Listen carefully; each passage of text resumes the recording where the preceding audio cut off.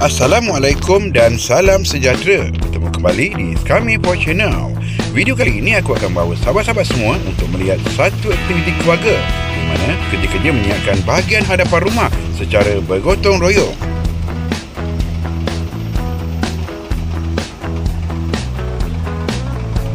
Lokasi dalam video ini adalah terletak di dalam kawasan Hulu Terengganu. Ini merupakan budaya kampung yang masih ada dan satu-satunya yang masih diamalkan di dalam keluarga, dan juga orang-orang kampung di sini memang terbaik.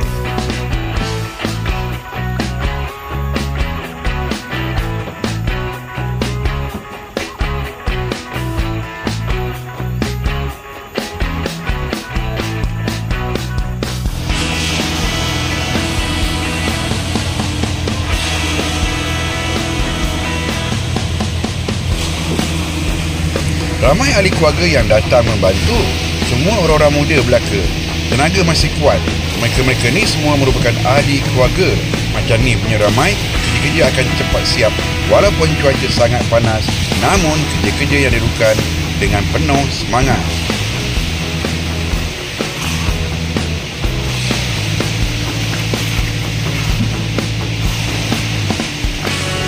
Kerja-kerja menyiapkan slab ataupun bumbung semen bahagian hadapan rumah ini bukanlah kerja mudah.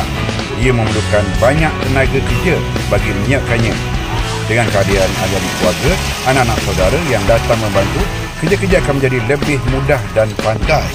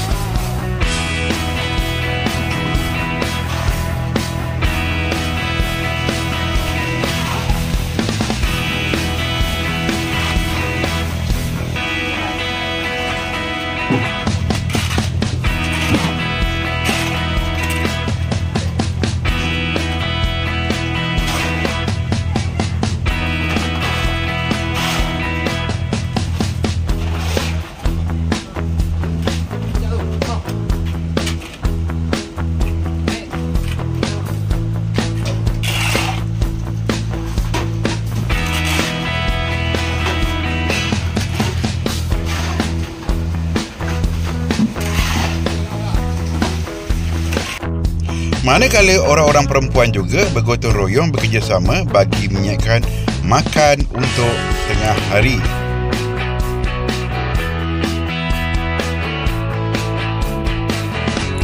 Setelah selesai kerja-kerja, kita makan ramai-ramai. Memang seronok. Lauk pun lauk kampung je, siap dengan ulam. Bila makan ramai-ramai ni, memang menyelerakan dan membuat tambah nasi berkali-kali. Memang mantap.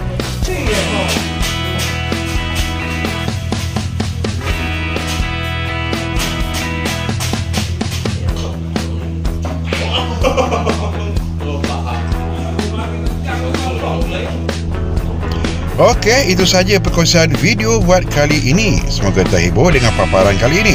Jumpa lagi di video-video yang akan datang. Jangan lupa untuk like, komen dan subscribe serta tekan tombol loncengnya bagi mendapatkan info video terkini dari channel ini. Terima kasih, jumpa lagi. Bye.